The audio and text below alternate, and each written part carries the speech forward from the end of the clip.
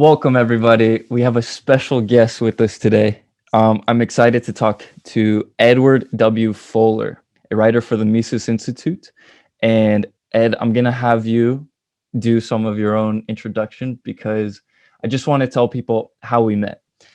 We met back in 2019 in October at a Mises Supporter Summit. And it was a full weekend affair. But on Sunday, there was a brunch.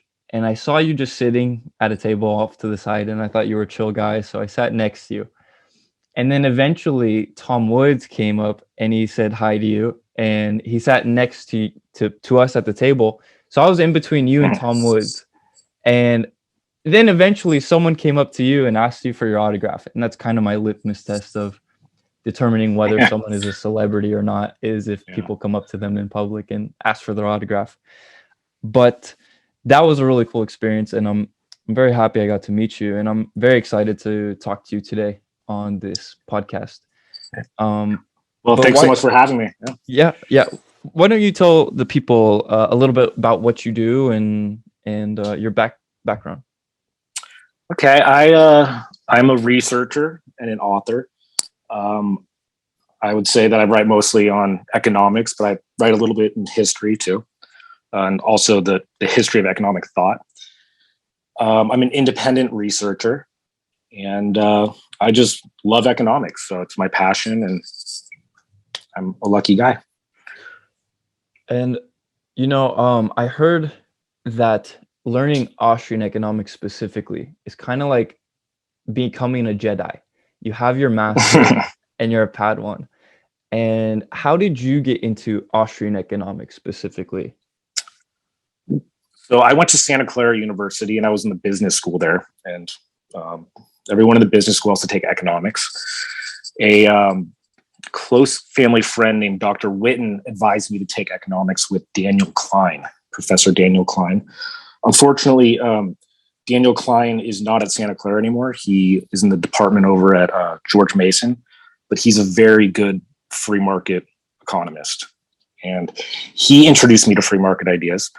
So even after my first, Econ 101 course, I was a pretty good classical liberal. Then I became very interested in money and banking. I took kind of a conventional course on money and banking at Santa Clara, and I learned that banks create money out of thin air. Right? I thought this was really cool, so I actually pursued a career in banking, and I actually got a position at one of the country's biggest banks. So I didn't want to just be kind of an average fractional reserve banker. I wanted to be a really good fractional reserve banker. So I started reading a lot of books about banking. And eventually I found Rothbard's book, The Mystery of Banking, and it just completely changed the way I saw money in banking. So after that, it was actually kind of inconvenient for me because after reading Rothbard, I decided I didn't really want to be in banking anymore. So I always kind of wondered what it would be like if I never found that book, if I didn't just accidentally stumble upon it. But after that, I read For a New Liberty.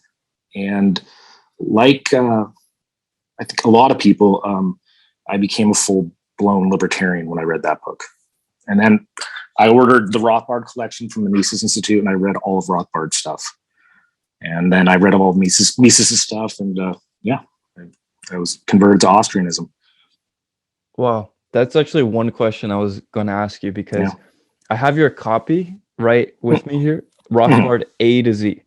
And I really wanted to ask you if you had to read all of Rothbard in order to create this book. I did. I have read just about everything I could find from Rothbard. Again, the Mises Institute, I'm not sure if they still sell it, but when I was a student, they'd sold something called the Rothbard Collection. And literally it's every single book he's written. How that book came about was when I always read with a highlighter. Mm-hmm. And so I never set out to make that book. I always read with a highlighter. And one day I said, you know what, I have all these passages highlighted in my Rothbard books. I just started loading them into a Word document. And I sent it over to the Mises Institute, and they thought it was cool. And they published it. So, kind of happened by accident. And are you working on the Mises A to Z? So I have completed the Mises A to Z volume, and the Mises Institute has it, and I've been told it's going to be published, but I'm not sure when it's going to come out. But the volume on Mises is even bigger. It's the Mises volume. I think is pretty cool. It might be almost too much. Maybe they need to cut some of it out, but I hope that it will be available eventually. Yeah, that would be really cool. Yeah, and I know some people say it's impossible to read all of Rothbard, or it's impossible. He wrote so much. That's not true. If you put your mind to it, you can read everything that Rothbard ever wrote. If you read, he wrote about 10,000 pages. So if you read 10 pages a day, it will take you 1,000 days. So anybody can do it. And I would encourage everybody to read everything Rothbard wrote, because he's a genius. Wow, that's a lot. I'm currently working through For New Liberty, but I got to read his history of economic thought. Yeah. Over the last couple months, and that masterpiece. That was phenomenal. Yeah, really cool. Yeah. I've read it twice, cover to cover, and it's funny because it gets better the second time you read it. I've reread certain sections multiple times, and it just gets better and better. Wow. Yeah. You've read a couple things twice. I remember, like, when I talked to you the first time we met in person about what I've been reading, you're like, yeah, I read that twice.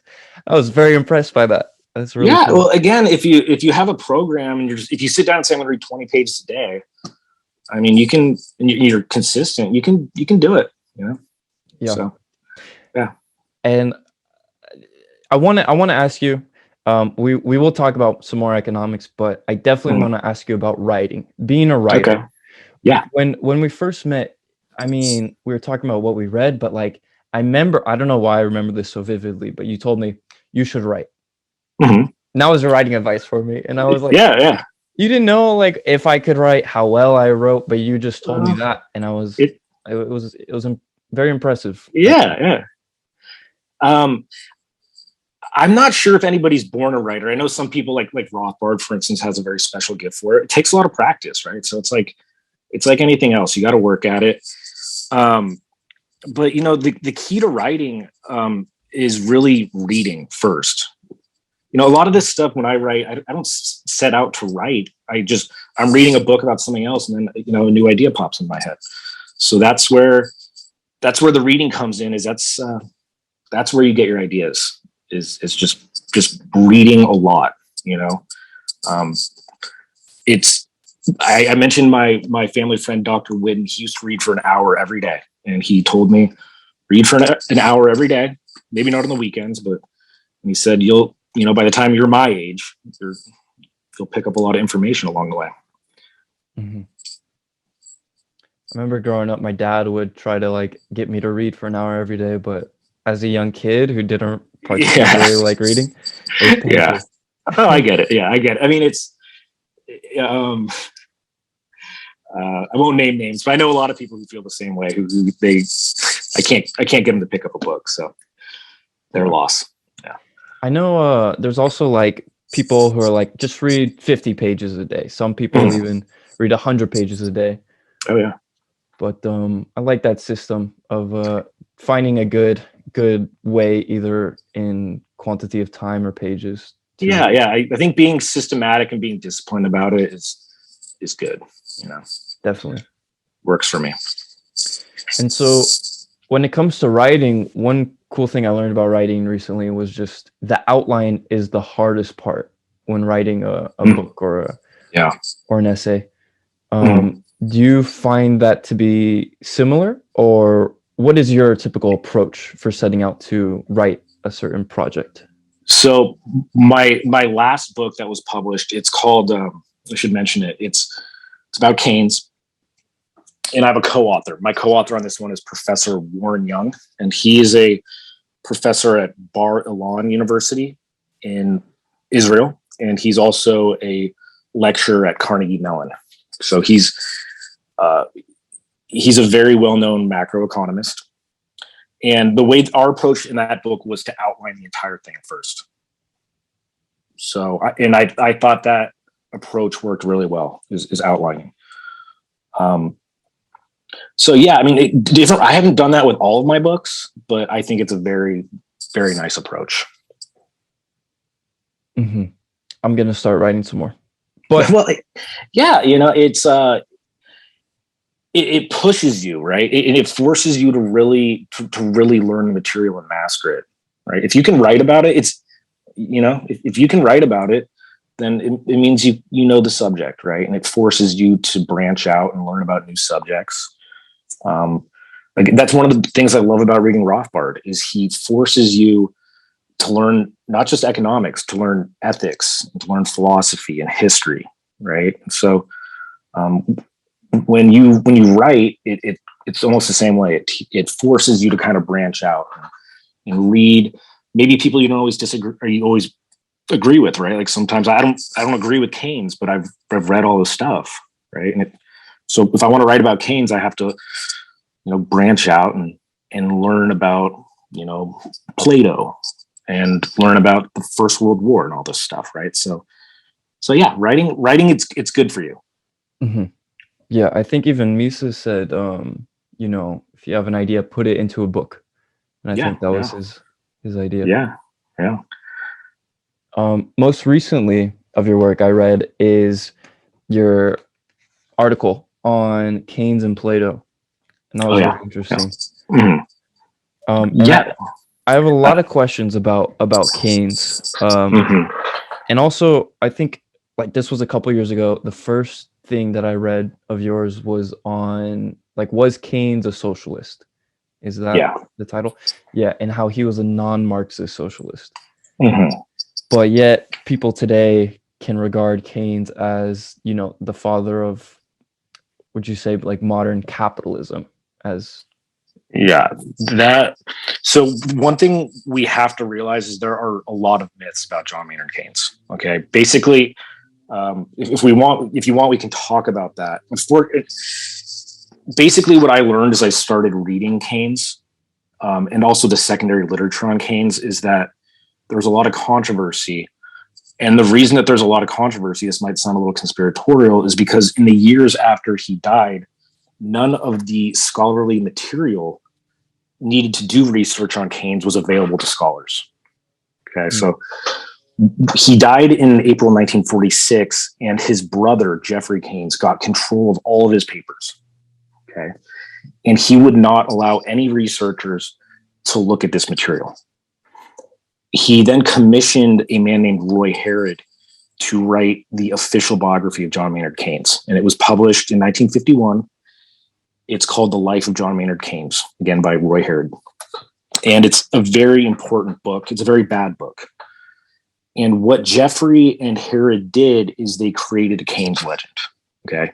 Now, this might sound controversial, but this is well known to all serious Keynes scholars. Okay. And so what they did is they created a myth and they de-radicalized Keynes. That was the basic program, is they wanted to make Keynes look like a conventional liberal economist. But the truth is that Keynes was an extremely radical guy. He called himself a heretic. He called himself a radical. He was proud of this. But Harrod knew that if Keynesianism was going to dominate American economics, that they would have to de-radicalize him. So a lot of what people think they know about Keynes is actually just pure mythology created by Jeffrey Keynes and Roy Harrod. Let me ask I know it sounds conspiratorial. No. If someone had told me this when I was 25, I'm not sure I would have believed that. But again, it's not controversial with serious Keynes scholars, right, that they basically covered up his entire life. So the literature on Keynes is very, very unreliable. That's why I have to go into the Keynes papers and go through his stuff, because it's really hard to believe anything that you read in the secondary literature. Yeah. And this is an ongoing program. I will mention Robert Skidelski. His biography of Keynes is a total puff piece, right? He perpetuates all of the myths about Keynes, that he was some type of liberal, that wanted to save capitalism. This is all rubbish. Okay. Keynes was a very radical socialist. and he wanted to abolish capitalism. So, and it's the reason that it's important to understand that is because Keynes, he developed his political views long before his economic theory. And he basically invented his economic theory as a justification for his previously held political views, right? So if you misunderstand his political views, you're very likely to misinterpret his economics.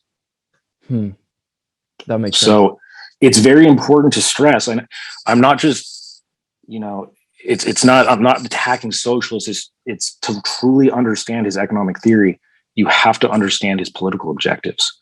So they're related.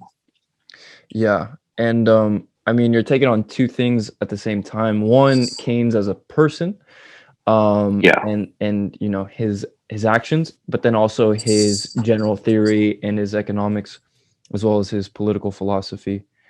But again, this is one of the problems. The way that we teach Keynes in universities is we just teach his economics, right?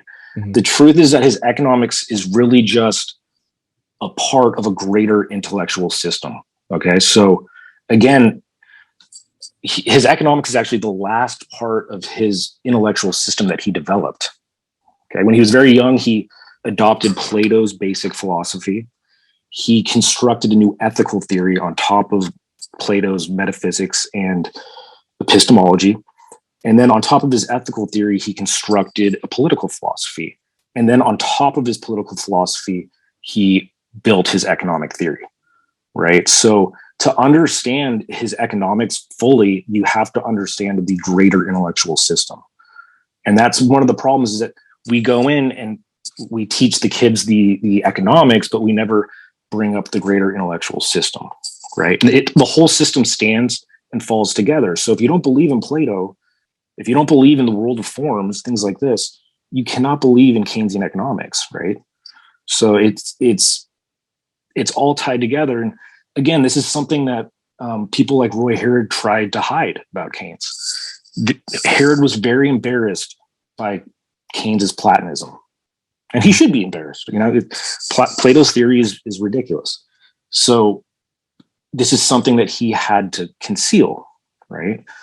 He also had to conceal, obviously, Keynes's radical socialist beliefs, because he wanted Keynesianism to dominate in America, and he knew that American economists would not be open to this, right? Open to this radical socialism.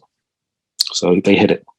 Let me ask you this, because, if Albert Einstein was a murderer, we would still discuss or consider his scientific theories. But what is up with Keynes and the ideas that he is a pedophile?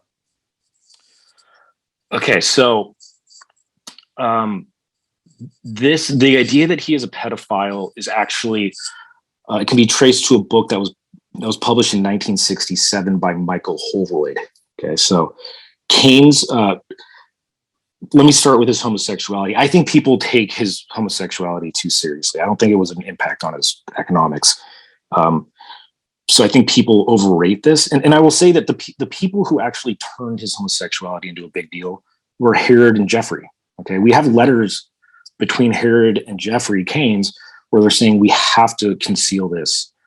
It will damage his influence. So they were the ones who actually created this whole, this whole controversy over his homosexuality. It wasn't his opponents.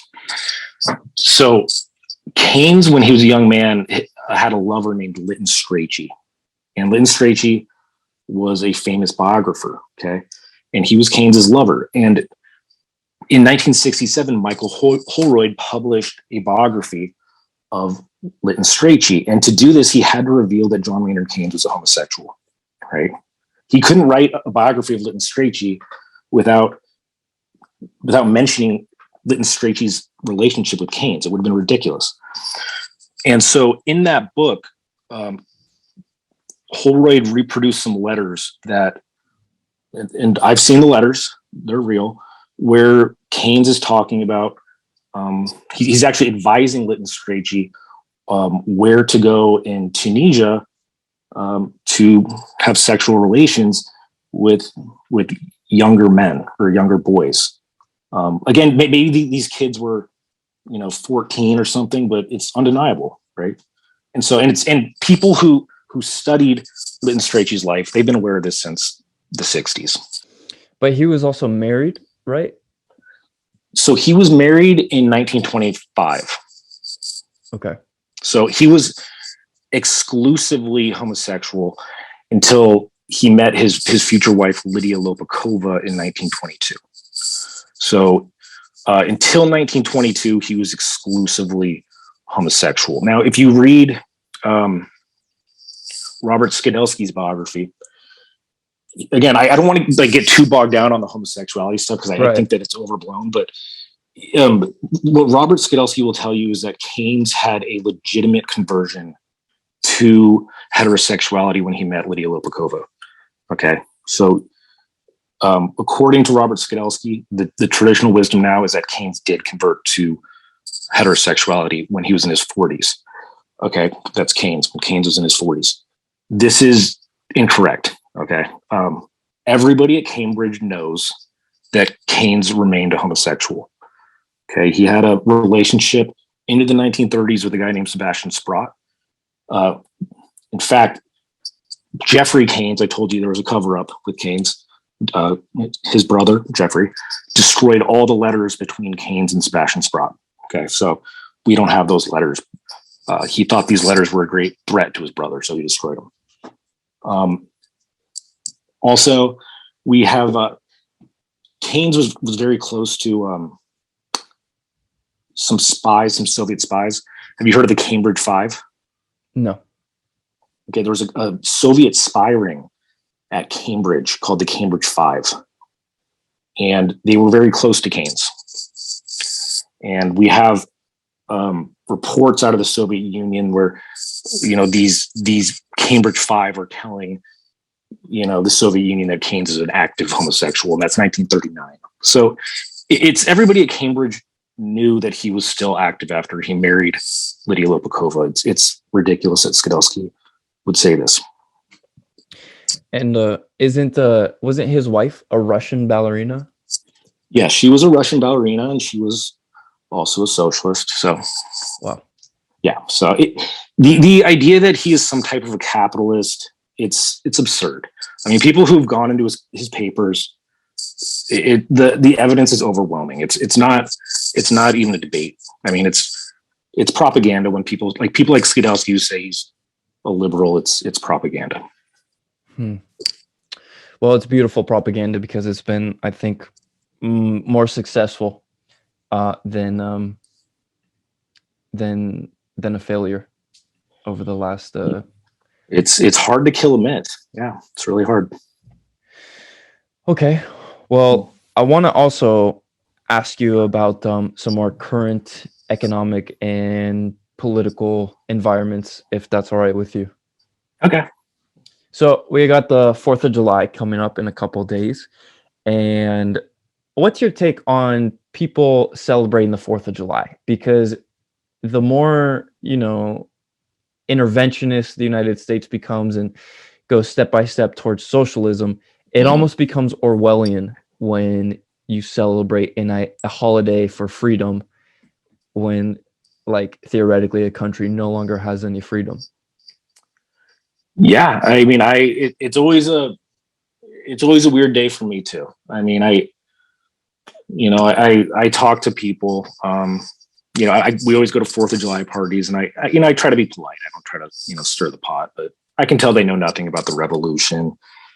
They don't really know what they're celebrating. So it's a fun holiday. I'll go out. I'll eat some burgers and stuff, but I know how you feel. Mm-hmm. Yeah. Yeah, I mean, I try to, of course, be respectful, not. Yeah.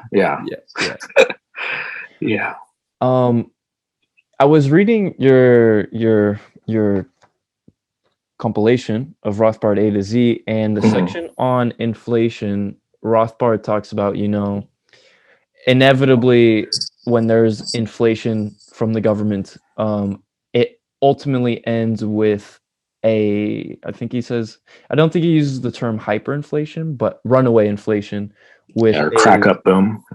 with the destruction of the currency. Mhm. And I've heard people refer to the United States having an Argentinian future. What do you think about the current state of the economy in the US?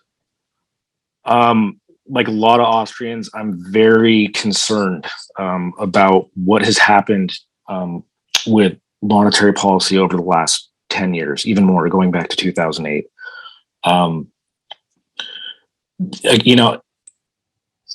you know who Benjamin Strong is? He was he basically ran the Fed for the first 15 years of the Fed's existence. I think he would be appalled. So even former directors of the Federal Reserve System would be appalled by what we're doing right now. I mean, it's ludicrous. I don't see how this can end well. Again, what we have to remember is if you read Rothbard closely, he'll tell you that these situations where you have a hyperinflation or a crack up boom, it creates winners and losers, right? Mm-hmm. So if you're opportunistic, you can benefit from this. But unfortunately, a lot of people are going to be hurt too, right? Which is too bad. In what ways can it be opportunistic?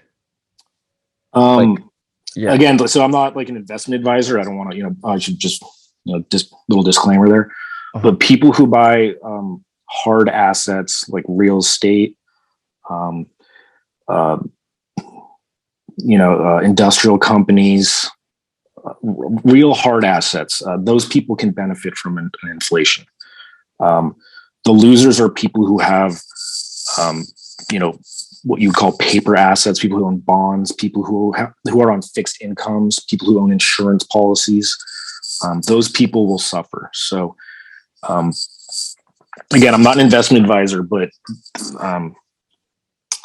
we don't want to be on the losing side of a hyperinflation, right? Right. So it's difficult. This is a very, very difficult environment. I think you know a lot about Austrian business cycle theory, and there are a lot of distortions in the system, and that's what happens when you hold interest rates at zero for a decade, right? It's unnatural. Mm-hmm. Let me ask you your take on gold and Bitcoin. What do you think? I like gold. Again, I'm not an investment advisor, but I like gold. I like silver more than gold. I have not been an advocate of Bitcoin. And obviously I've been wrong about that. I remember when Bitcoin was $30 and if only I had bought some. I'm not sure if I fully understand Bitcoin. I can see it ending badly. I won't lie, but again, if I can see that, it might be because I don't fully understand how it works. I can tell you there are some people in my family who love Bitcoin, and they, we talk about it, but I'll personally, I stick with gold and silver. Mm-hmm. Yeah, I think there's a chance for Bitcoin. We obviously can't predict the future. Yeah, and there's a lot of other cryptos that are interesting too. But again, I don't have I don't have the expertise. If I were to make an investment, I should warn the listeners. I have an MBA with a concentration in finance and accounting. So if I make an investment, I tend to go look at the financial statements and things like that. So I don't know if I was going to buy some Bitcoin, I'd have to go really study it first. Mm-hmm. Ed, let's talk about fractional reserve banking. Yeah. So virtually everything I write in some way comes back to the issue of fractional reserve banking. All of my work on Keynes is really motivated by fractional reserve banking, actually, because if you're a 100% reserve banker like me and you're talking, to someone like Ben Bernanke, not that I've ever spoken with him, but if I were to speak with him, he would justify fractional reserve banking with Keynes's theory. Okay, so what he would do is he would pull out a piece of paper, draw the IS and LM curves. And what he would say is fractional reserve banking shifts the LM curve right. And this increases GDP. Okay.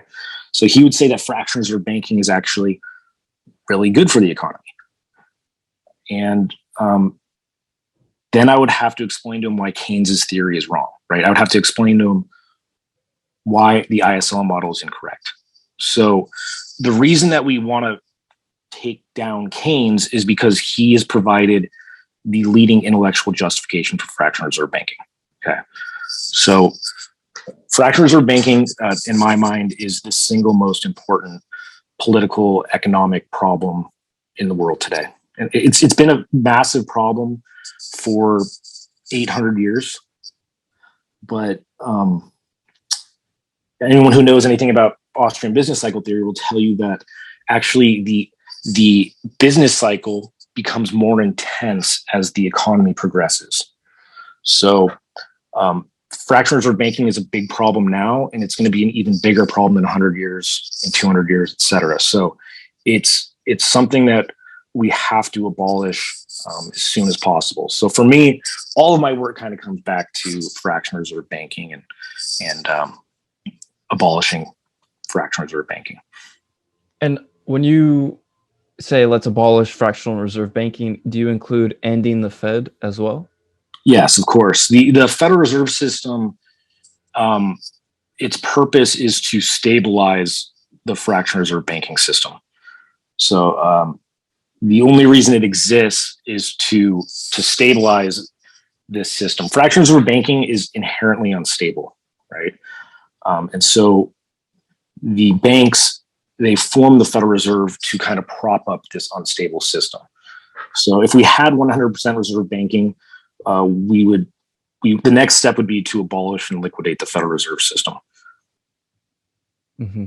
What do you say to people who say, listen, this is great, but like ending the Federal Reserve would cause massive problems and would be worse than keeping the Federal Reserve, but just on a much more shorter leash?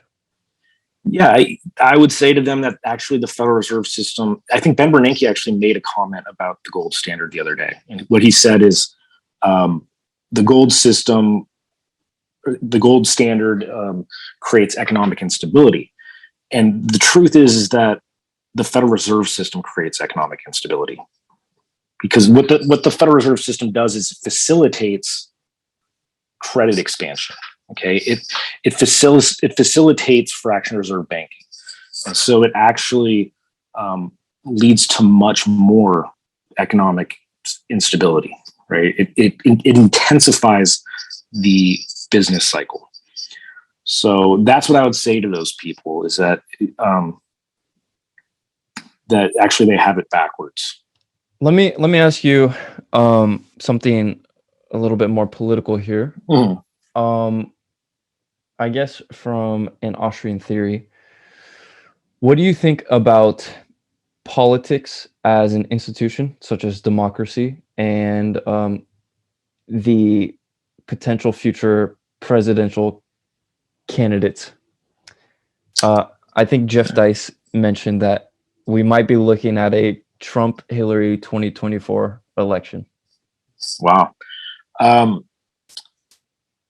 I'm sure you know that Ludwig von Mises was a great advocate of democracy. Rothbard,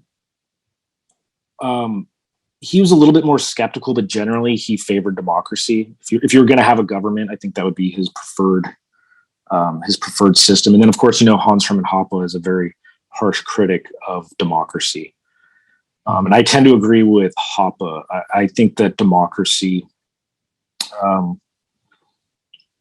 it actually enhances state power.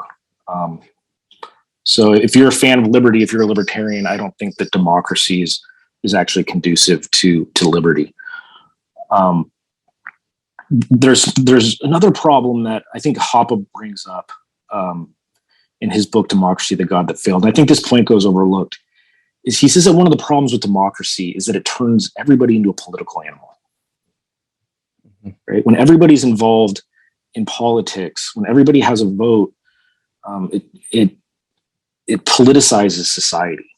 And I've noticed that. I've noticed, especially since the last election, that well, even when Trump was elected, it just seems that people, they don't want to talk about anything else. They don't want to, conversation just becomes less interesting because people have to focus more of their time on political problems and defending their property or advocating some policy. Right. So I think that's one of the negative effects of democracy is the politicization of life. Definitely. Yeah. Do you consider yourself to be apolitical? So I'm going to bring up Friedrich Hayek here. Friedrich Hayek makes a point that if you are a political economist or an economist, a theoretician, that you should not engage yourself in political activity. Mm-hmm. So I do not vote. I do not, I am not involved in any way in politics. I try to, because I consider myself to be an economic theoretician, I try to stay away as much as possible from politics and focus on more theoretical stuff. Definitely. Yeah. Are you an anarchist? I am a believer in a totally voluntary society. Yes, I am. I am a very hardcore free market economist. Nice. Friedrich Hayek has some skepticism and controversy around whether or not he is a true Austrian or not. What do you think about Hayek? I think that Hayek is a good economist, a very good economist, but I do not consider him to be a great economist. I don't think he's in the same tier as Ludwig von Mises, for instance. To me, Ludwig von Mises is by far the greatest economist who ever lived. He was just so original. Of course, I love Rothbard's greater intellectual system, but when it comes, what separates Mises and Rothbard for me is just Mises' originality. I mean, he was just so original. I think I kind of put Hayek in the same tier as someone like Irving Fisher, a good economist, but not even a very good economist, but he's not. I think one of the most important economists who ever lived. I think he's. I hate to say it. I think he's very overrated. And it's true that when Friedrich Hayek was a young man, he was a Fabian socialist. You can read that in Herder de Soto's book, The Austrian School. He tells you all about that. And that he was converted by Mises to the free market economy with Mises's book, Socialism. So I don't think that Friedrich Hayek ever completely made the jump. I think that some of his early ideas stuck with him. So Hoppe likes to remind people that Hayek, he advocated, income taxation and social security and public roads and all that type of stuff. So Friedrich Hayek's good, but I don't consider him to be one of the greats. Let me ask you a question regarding morality, because I think this is also something that's debatable in the Austrian community. Rothbard had his non-aggression principle, and aggression being his spectrum of morality. But I think Mises is almost like absent of any moral code. It seems like he's amoral, and I find that to be very fascinating, and almost this justification for anarchism through claiming that the state exists on violence and initiating aggression is a good argument, but it's not the best argument for justifying a voluntary free society. So what's your perspective on morality? I obviously agree with Rothbard. I believe in objective ethics, right? So I don't believe ethical rules like the non-aggression principle are come out of thin air. I think that it's an objective principle, that it's baked into nature. what Aristotle argued, and many people after him, people like Aquinas, is that human beings are naturally sociable animals, right? And he said that this was baked into our nature to be sociable. And in fact, he cites language as proof of this. He says that language could not have emerged unless human beings were sociable animals.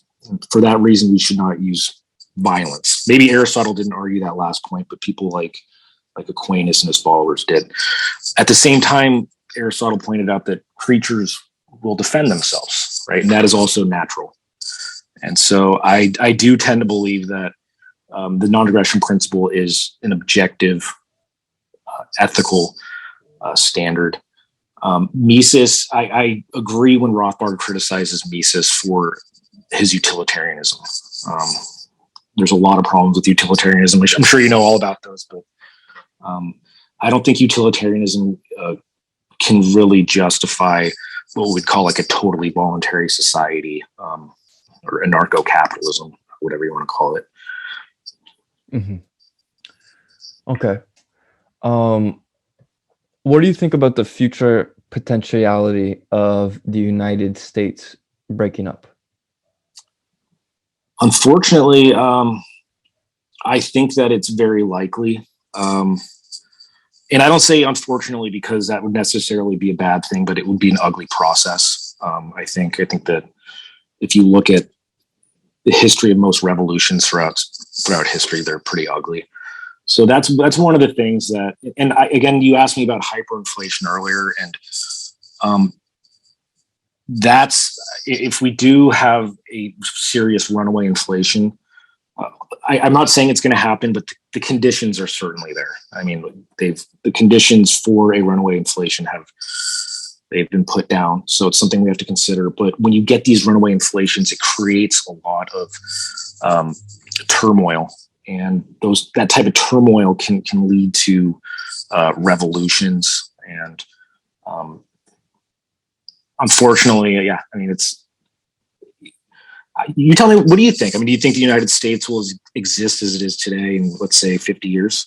No, I think in our lifetime, we're going to see the breakup of the United States, because the countries of Europe are geographically similar in size and in population size to the states of the United States. Mm-hmm. And I don't think there has to be violence. I mean, you had the Velvet Revolution and the Soviet Union dismantling peacefully, relatively. And I think that it's possible for the United States to follow in a similar manner. I think although there is a lot of political animosity, I don't think that there's enough clear targets. Like, each state has, a mixture of both left and right people. And I think it might not happen, down to the state borders of how the country divides, but I think it can happen, a million different ways. And I think we're going in that direction. Yeah, I think if it occurs, it'll be good for some states and it'll be, bad for others. For instance, I live in California, and I think that if California seceded, I would not want to be in California, because I think California would head in a very dangerous direction. It's already, I mean, people at the Mises Institute, they'll joke with me. They're like, "How do you live in California?" It's crazy. And it is. But my family's here and I grew up here. So, I have a hard time imagining the United States existing as it does today in, say, 50 years. But I think that there would be certainly some benefits to decentralization, obviously. But I'm afraid that it would not be a smooth process. That would be my concern. Mm-hmm. Yeah, I mean, California has what, like the 7th largest economy globally? Yeah, as a state. Yeah, I wrote an article about the war in Ukraine, and I was shocked because California's GDP is twice Russia's, right? I mean, so it's Texas and Russia, they have about the same GDP. And I know GDP is a flawed figure, but I was shocked. California is an economic powerhouse, and it's too bad that the government here is terrible, right? It's not good for the world. Yeah.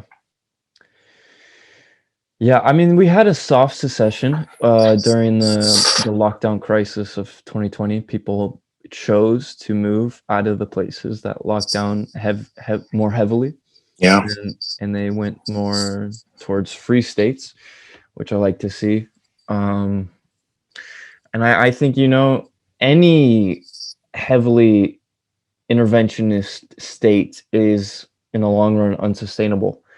Of course, and California is kind of just burning the couch today that it needs tomorrow for warmth, Mm-hmm.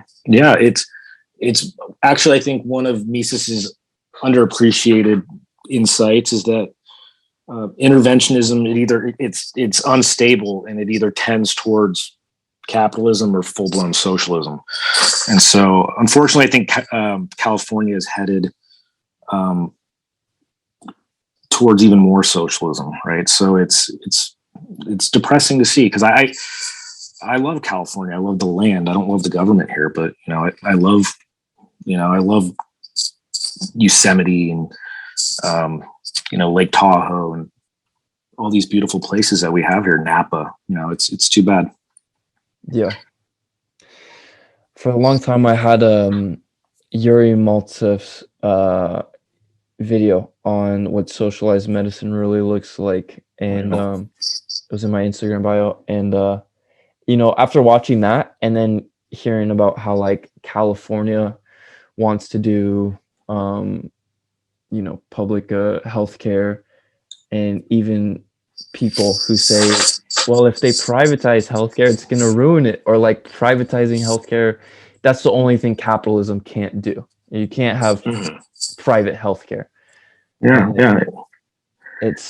Have you listened to Hans Hermann Hoppe speak on this issue? He has an excellent lecture. I recommend it. It's not easy material, but he has an excellent lecture on the limits of numerical probability. He also wrote a paper on this, and he explains why the healthcare system in the United States does not work. And it's because of government intervention, right? Insurance is risk pooling, and if you interfere, I'm preaching to the choir here, but if you interfere with the risk pooling process, then premiums will go up. And so what the government here in the United States do is they force people into risk pools, right, that they wouldn't normally be in, and it creates a wealth transfer, right?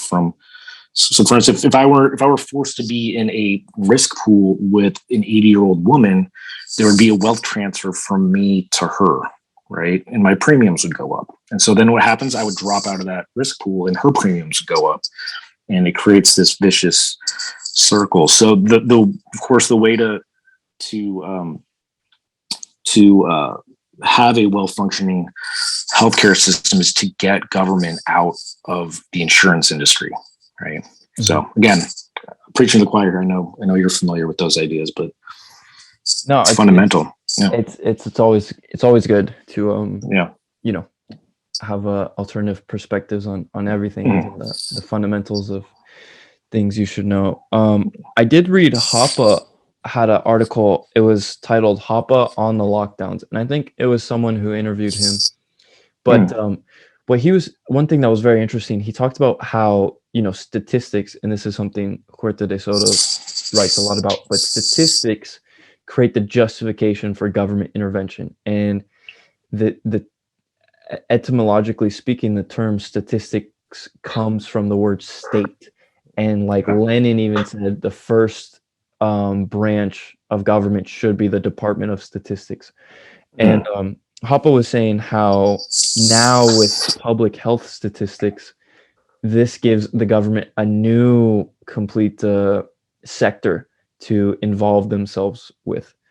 And that's how they were able to justify so much of what they did through 2020 was like, well, look at the statistics of public health. And Rothbard makes some similar points. He has a very an awesome volume. It's just great. It's called Making Economic Sense. And he makes a lot of those arguments. He says that the first thing that we should do is get rid of government statistics, right? So Mhm. government economic statistics. Yeah, definitely. Well, I don't want to end too black-pilled here, so let's talk about something a little bit more optimistic going forward in the future. It's nice to see the Mises Institute has created their master's program in Austrian economics. Yeah. And I think, I'm hearing about how the modern universities are going, just downhill. The price is becoming exuberant. The quality is falling rapidly, and the quality is also of the students is just, they don't even fail anyone anymore. Yeah. Great inflation. So I think people are going to really stop going to universities, which is a good thing for, what the modern university is. And so I think there's hope. I think there's hope that we're at the turn of like a new generation of thinkers. And I think, thanks to your work a lot, we're gonna not regard Keynes as the crony capitalist that he is even.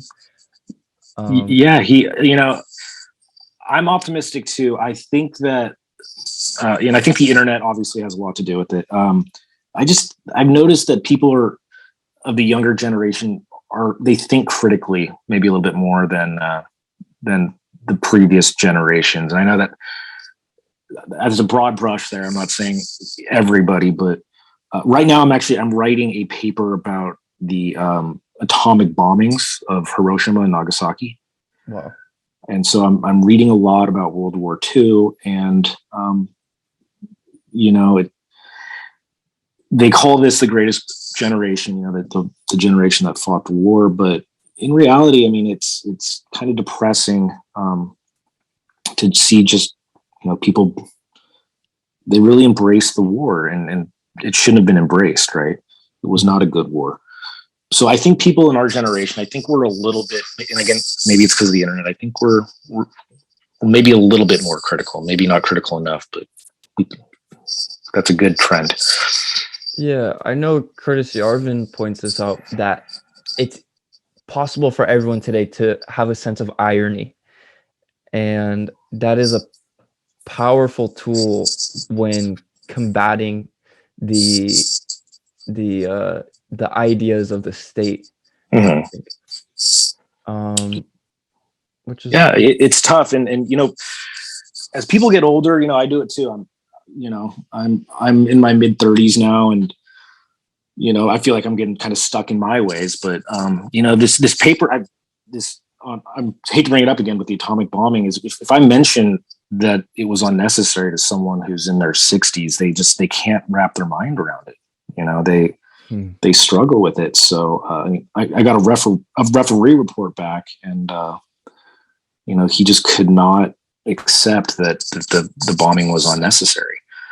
So, wow. And of course, a lot of government propaganda has a lot to do with it, right? So I think that maybe our generation is not as susceptible to government propaganda as some of the generations that came before us. Again, I'm not saying our generation's perfect. I think we all know that there's some problems, but I think it's a good trend.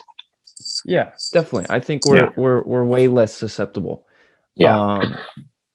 Yeah, I mean, even there's an increasingly less support for the wars in the Middle East, and the fact that we know this in real time through the internet is just it's obviously wars of the health of the state, right? So we have to criticize these wars.